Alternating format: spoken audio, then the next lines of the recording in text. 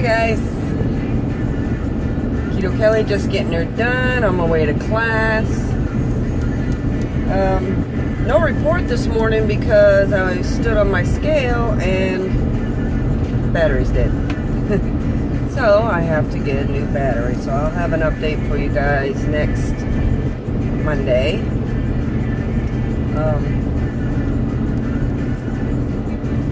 Not a lot to report.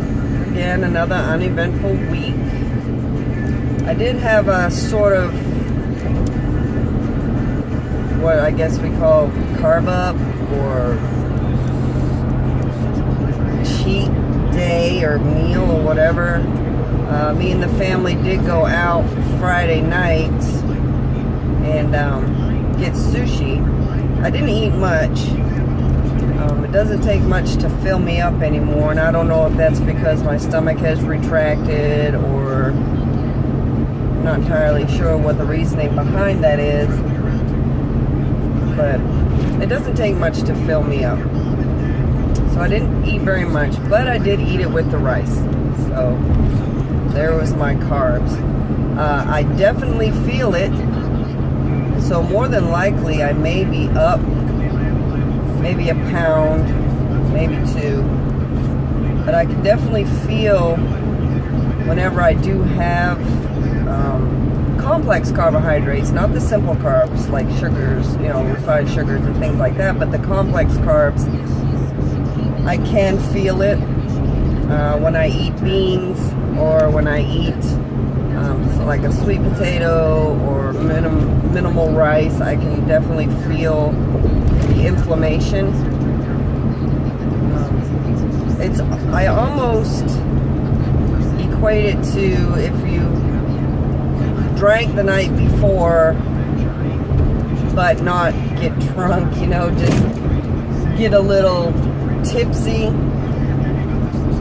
and you feel that achy, headachy, like not terrible hangover feeling, but definitely you knew you drank the night before. That's the kind of feeling that I get when I eat carbs.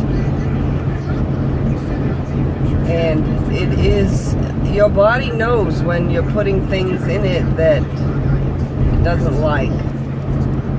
And so it's,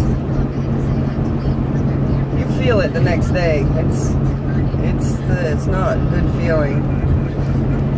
But I do want to touch on one thing, and I hear a lot of people are doing videos on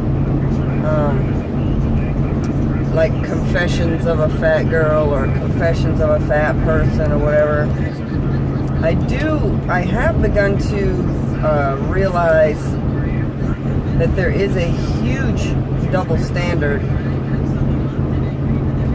with people who are not necessarily obese, but definitely beyond the norm weight that society has put on body image.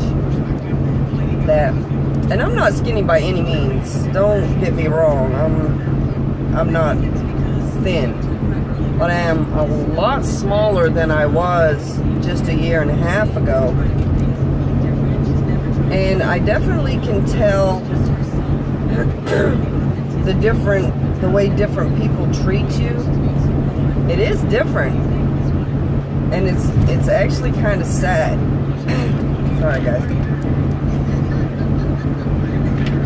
It's actually quite sad the way society has put a stigma on people who may be a little overweight or maybe not necessarily be able to do things that the normal people would be able to do. And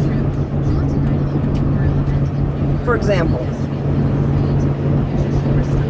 a couple of years ago, because I live in Virginia, and I live in Hampton Roads, Virginia. We're not that far from a King's Dominion or Busch Gardens. And a couple of years ago, we went, and years prior to that, I had gone, we tried to go maybe once every year, maybe once every couple of years. And we went a couple of years ago, and I've always been able to fit fairly comfortably in the roller coasters or whatever the ride may be.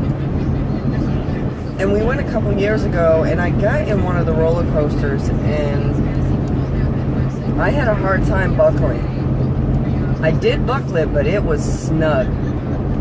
And I kept thinking to myself, oh my God, I'm gonna have to get off this ride because I can't fit, and it may be the single most embarrassing moment of my life. I'm gonna get this thing buckled if it kills me. I did get it buckled, and we did ride, but the whole time I was riding this, I'm thinking to myself, please don't let this thing break free. I don't want to die today. So it was frightening to think that I very well could have had to, step off to the side because I was too big to fit. And I guess it's a stigma, but it's also our reality. Our reality is that walking a flight of stairs is very taxing to our system, breathing, joints, what have you.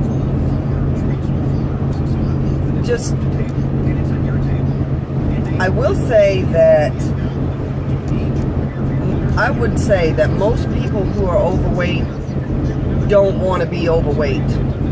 I don't know anybody who says that I love being fat or I'm comfortable being fat when things that we do are so restricting in everyday life, like going and riding on a roller coaster. So, and I'm curious to find out how I fit this year, because we're going probably in October to Busch Gardens, and I'm curious